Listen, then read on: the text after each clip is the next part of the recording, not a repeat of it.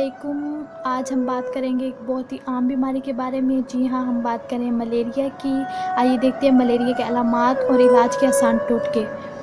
Malaria के अलामात और इलाज के आसान टोटके। मलेरिया एक बुखार है जो कि ख़ास किस्म के मच्छर के काटने से होता है। एक अंदाजे के मुताबिक दुनिया में हर साल बेलाख अफराद मलेरिया से हलाक हो जाते हैं।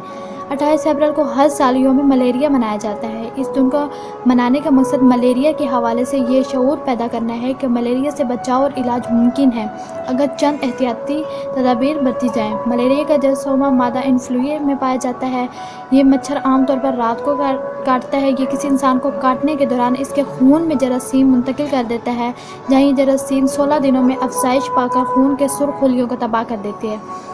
इस मर्ज़ का इलाज मुमकिन है, मगर ये बिगड़ जाए तो जानलेवा भी हो सकता है।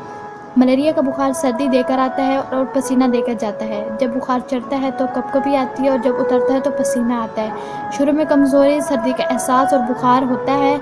चंद रोज़ तक बुखार आता जाता रहता है। फिर हर दूसरे और तीसरे रोज़ से बुखार चंद घंटों के लिए आता है और बाकी दिन में मरीज़ का मुवेश ठीक रहता है। हामला औरत और बच्चों में इस मर्ज़ का हमला सख्त होता है। जिन बच्चों की क़ुव्वत मुदाफ़ियत कम होती है, इन बच्चों पर इस मर्ज़ के जरासीम जल्द असरअंदाज होते हैं। यह मर्ज़ दुनिया के हर हिस्से में पाया जाता है, ख़ास तौर पर मशरक़ी वस्ती के ममालिक में, मगर एशिया और अफ्रीका के लोग इसका ज़्यादा शिकार होते हैं। इसकी वाज़ेह अलामात क्या हैं?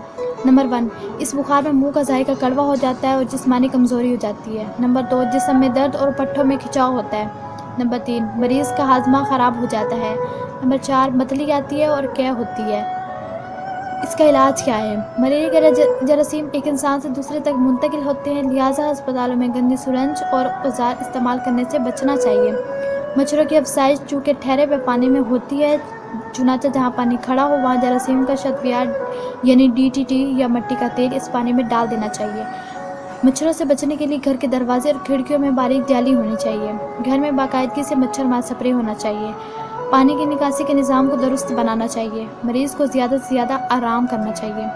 उल्टी होने की सूरत में दवाओं और ग्लूकोज इंजेक्शन के ज़रिए देते रहना चाहिए ताकि पानी की कमी ना हो। इस मर्ज़ का इलाज 2 से 3 हफ्तों पर मुश्तमिल होता है। इस मर्ज़ का इलाज क्विनैन क्लोरोक्विन से किया जाता है। नींबू। पानी में नींबू निचोड़ के हस्ब ज़ायका चीनी मिलाकर पीने से 4 दिन में मलेरिया के बुखार का आना बंद हो जाता है।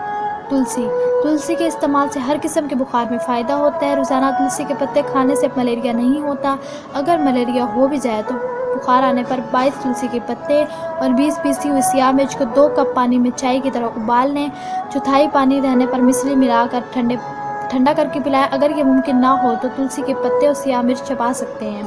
अमरूद। मलेरिया में अमरूद बहुत फ़ायदा पहुँचाता है। धनिया और सूंठ दोनों हम वज़न पीस कर रोज़ाना 3 बार पानी से फांक के इससे बुखार ठीक हो जाता है। ज़ीरा। 1 चम्मच ज़ीरा पीस लें, इससे 3 गुना गुड़ इसमें मिलाकर इसकी 3 गोलियां बना लें। मुकर्रर वक्त पर सर्दी लग कर आने वाले मलेरिया बुखार के आने से पहले 1-1 घंटे में 1-1 गोली खा लें।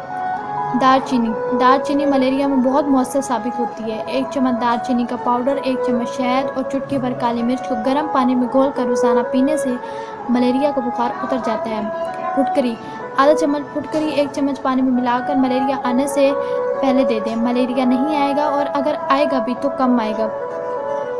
ग़िज़ा लेने का तरीका। मलेरिया में ग़िज़ा लेने का तरीका 3 मराइल में होता है। नंबर 1, मलेरिया की तशख़ीस होने के पहले हफ्ते में ज़्यादा से ज़्यादा किन्नू का जूस पीना चाहिए। नंबर 2, 1 हफ्ते के बाद 3 दिन तक ग्रेप फ्रूट यानी पपीता, सेब और अनानास खाने चाहिए। नंबर 3, 3 दिन बाद मुकम्मल ठोस ग़िज़ा नरम करके खानी चाहिए।